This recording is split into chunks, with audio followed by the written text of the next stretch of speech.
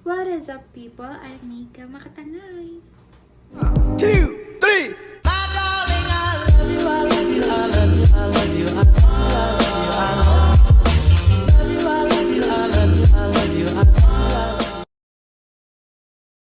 Ngayon, may ipapakilala ako sa inyo, guys.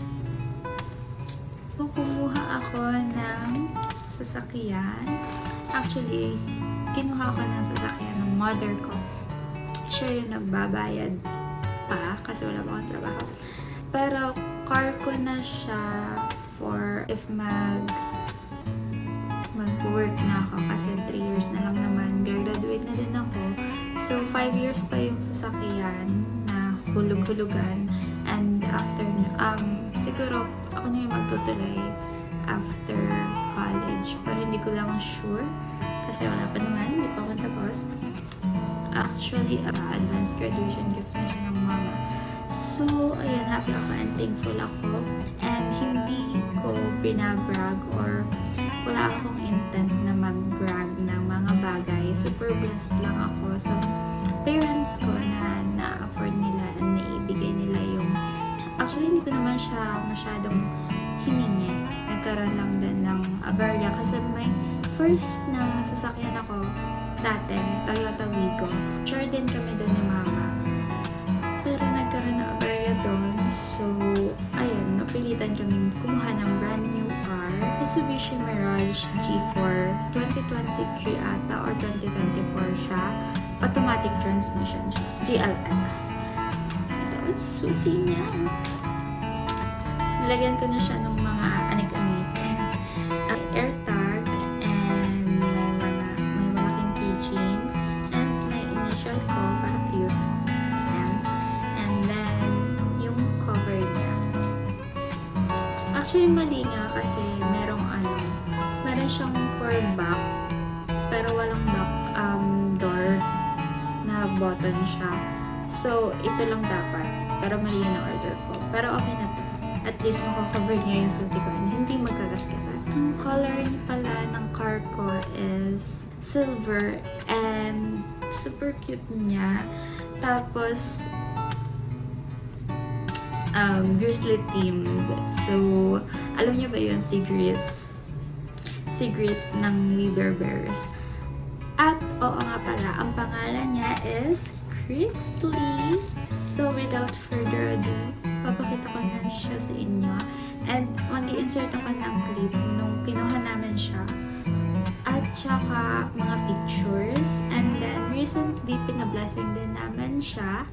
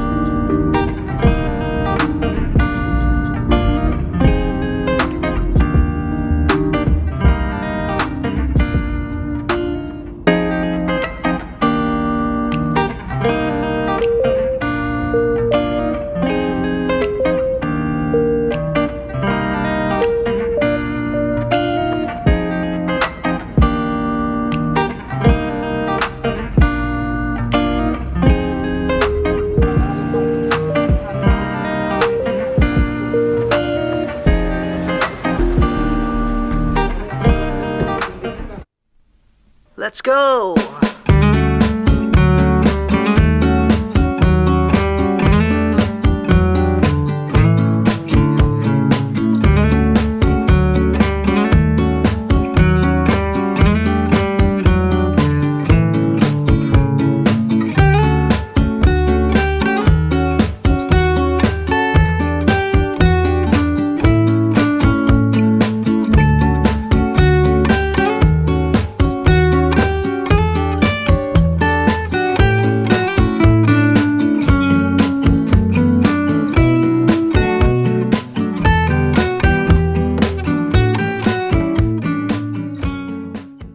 So, ayan guys, this is Grizzly. Welcome inside! Hindi pa siya fully decorated, but meron na siyang mga, yung steering wheel cover, may rosary na, and then, meron na din siya nung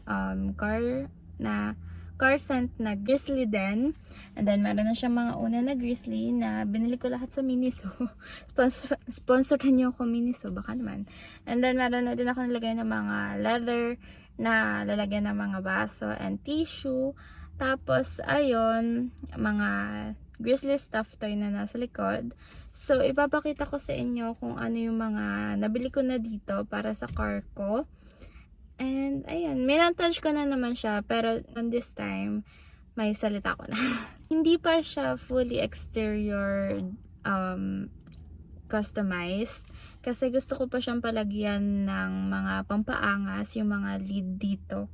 Nalimutan ko kung anong tawag dyan, pero gusto ko pa siyang palagyan. Though ayaw ko na siyang palagyan ng pampaangas sa mga bumper. Yun. And then, gusto ko siyang bilhan ng deep dish matting pag banda-banda diyan pag ako ay nakaipon na.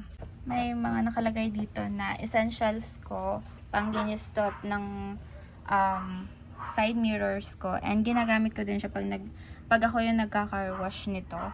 So wawipe ko siya ng mga tubig. So effective siya, buy nyo guys. And then meron akong alcohol dyan, and then mini trash bin. And then, ito, steering wheel cover ko. Tapos, may nilagay akong dalawang Grizzly headrest. And then, ito yung pinaka-cute na nabili ko for this car. Yung car freshener niya na Grizzly din. And then, yung rosary ko. Tapos, meron akong binili din na nakita ko din sa TikTok na, card holder visor. Tama ba? Na meron ding shades holder and pen holder. Tapos dito pwede ka maglagay ng mga resibo mo. And then yan, mga cards ko lang for the car. And then binilan ko din siya ng matting parang this month or last month ata yun. So ayun. So yan ang sa front seats. So moving on. Sa likod naman tayo. So, may nakita ako sa bahay na pang strada sana namin. Yun yung strada namin. So, ito yung pang strada dapat na hindi ginamit ng mother ko. Pinalis kasi ng papa. Ayun. Yan. Diyan ko na siya nilagay since kulay naman niya si Grizzly. So, tama-tama. And then, meron ako dito na trash bin para sa passengers. Ayan. Na si Grizzly din. Tapos, meron akong pillow na delight yourself in the Lord and He will give you the desires of your heart from my pinsan. Shout out to you, Ate Ann. Nasa Taiwan na. Ito yung mga Grizzly stuffed toy ko from Miniso. And then this one is my car sun shield pag iniiwan ko. Tas ayun yung school publication magazine namin na nandiyan ako. Papakita ko siya sa inyo. So, ayan, kung Tagaytay yung Batangas ka, grab your copies na kasi free lang yan. Ayan, nandiyan ako. And nandito din yung article ko. Super cute. Yan, and then, ayan ako. Super cute. So, grab your copies now. Ay, nigis mo. Sigis mo yung runt size ko na Shih Tzu na maingay. Meron akong car organizer dito. Ito, pag emergency, meron akong comfort wear, and then shorts. And then, ito yung bago kong bili na car steering wheel cover. Kaso, ayoko siya kasi madulas. So, ito naman, mga bagong bili ko for cars na car shampoo, and then wiper fluid. Tapos ito, essential to sa akin kasi minsan nakakalimutan ko talaga. So, para hindi ko na siya makalimutan, lagay ko na siya dito. And then, meron akong mga basahan ni Grizzly. And then ito, pinag-iisipan ko pa siya kung ilalagay ko. Ito yung rainproof membrane para hindi na siya maganto pag naulan. So, ayun. Tapos, meron akong wipes ni Grizzly sa dashboard para fresh pa rin siya and wala siyang dust. Tapos, ayun, meron akong kanebo para pag nasa labas ako, meron akong extra kanebo. And then, this one is yung nebulizer ko. Dahil, minsan talaga hinihika ako. So, dyan ko na siya nilagay. And then, ayan, isod lang natin. And ayun, freebie ni Mitsubishi na tayo. Ito lang mahirap. Ayan. At ayun, bago kong bili na Grizzly sticker. Parang siyang nakadungaw. So, ayan, magawak na ulit siya. Kaka-car wash ko lang. Tapos, ayun, nilagyan ko siya na blind spot mirror para kita ko yung ilalim. Para hindi ako nahihirapan na mag-reverse park. Yan lang si Grizzly. Ang aking cute na car. Ang aking pogi na car. Awan kung ba't ako hiningal. So, ayun, si Athors. Actually, hindi ko pala siya nasabi sa inyo, guys. Siya yung bago kong bili na Shih Tzu last year. So, mag 2 years old na siya. Ayan, tapos may cat ako.